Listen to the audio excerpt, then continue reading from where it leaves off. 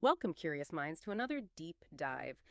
Today, we're really getting into the heart of what makes us tick, the mind. We're exploring a pretty profound question, actually. Does your mind truly serve you? Or, does it often end up dominating you, pulling you in directions maybe you don't want to go? Our main source for this is, well, some really insightful excerpts from Mind is the Servant, Not the Master. These feature teachings from Grandmaster WaXhira of the Sacred Atlantean Brotherhood. It's this ancient mystical lineage focusing on sort of esoteric wisdom for personal transformation. So our mission today, let's try to uncover some practical insights, nuggets of wisdom. How can we gently transform the mind from, well, an unruly master into a loyal, powerful servant, which ultimately could lead to some profound personal freedom? And, this isn't just some like abstract spiritual idea floating out there. What we'll see today, I think, is the universal relevance of this wisdom.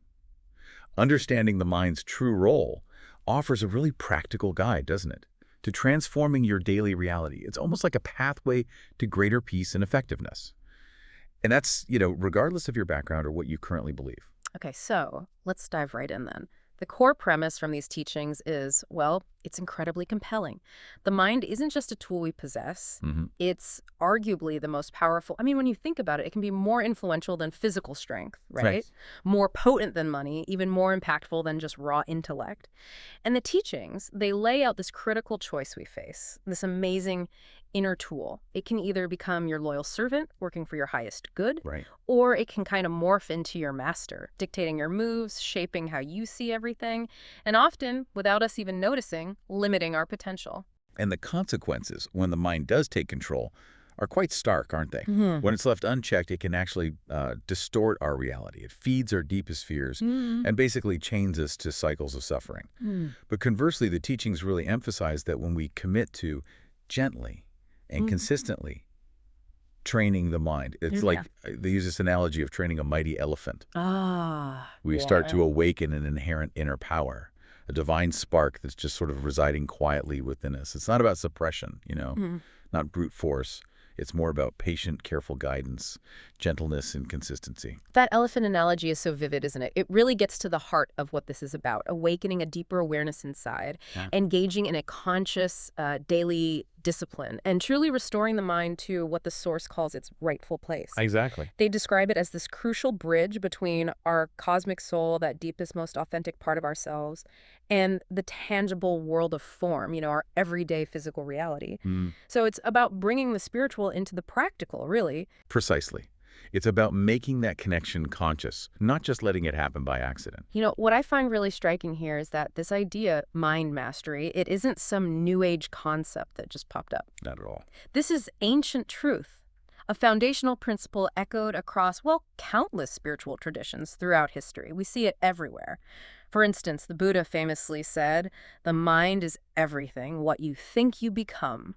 Pretty direct. Very direct. And if we look east again in the Bhagavad Gita, there's that powerful line from Lord Krishna. He says, "For him who has conquered the mind is the best of friends. Right. But for one who has failed to do so, the mind will remain the greatest enemy."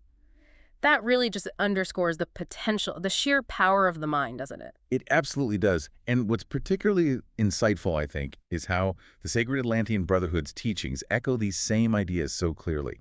They describe the mind as a reflection pool. I like that. Imagine that pool is agitated, right? Disturbed by countless thoughts, emotions, external noise. Well, it distorts the clear image of our soul, our true self. Makes sense. But when it's stilled, when those ripples quiet down, it transforms. It becomes this pristine, clear gateway, potentially directly to the divine, seeing this consistent message across different cultures, different times. It really highlights a universal truth about our inner landscape. That reflection pool image is powerful. Yeah. And I think it highlights a common trap, something we probably all fall into, which is identifying with every single thought, right? Every fleeting fear, every craving, or even just some random opinion that pops into our head as if these things fundamentally define who we are.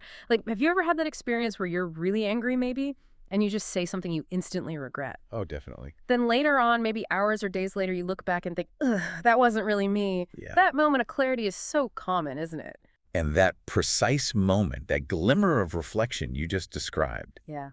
it actually reveals a profound truth.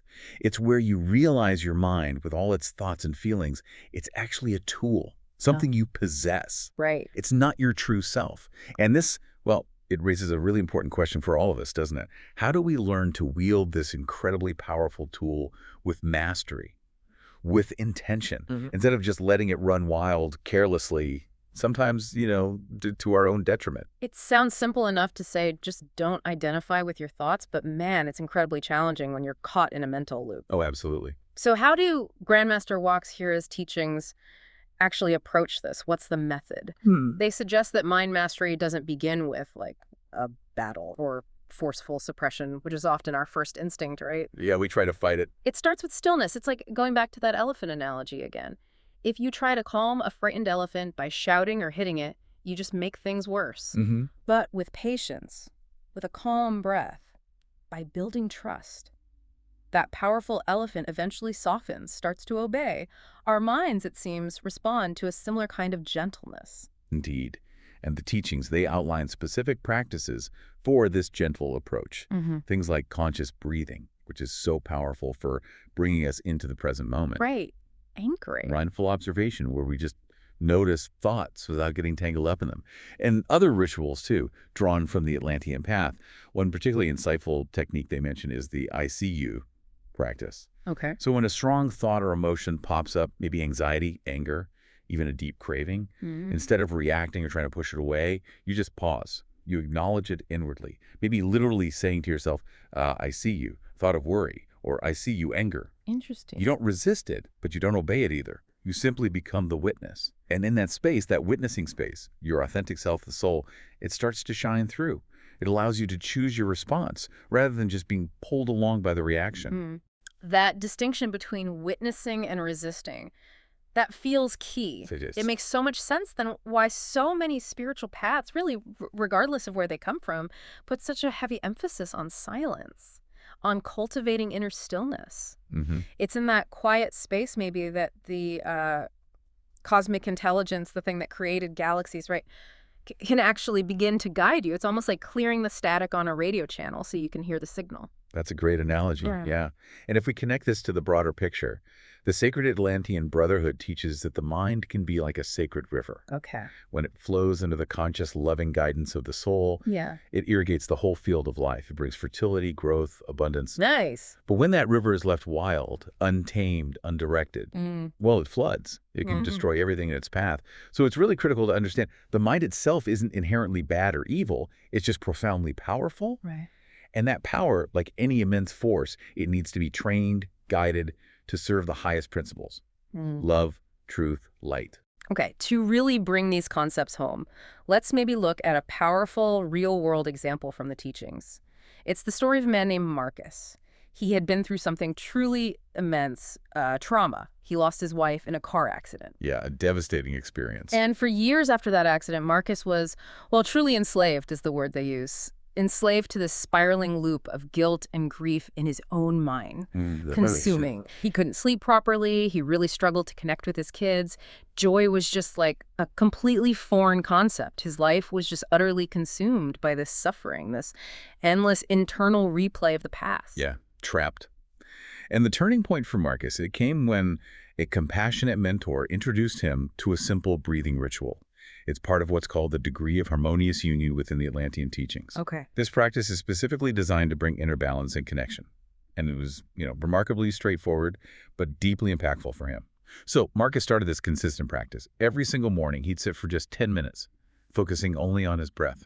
That was it. Just 10 minutes. He admitted it was hard at first, His mind would race, bringing up fresh waves of grief, guilt. Of course. But he committed. He just kept returning to the breath, observing every thought that arose, almost as if it were just a cloud passing by in the vast sky. He didn't chase them, didn't fight them. He just watched them, allowed them to pass. And the results, according to the source, were truly dramatic. Yeah. Within weeks, his mind actually started to settle.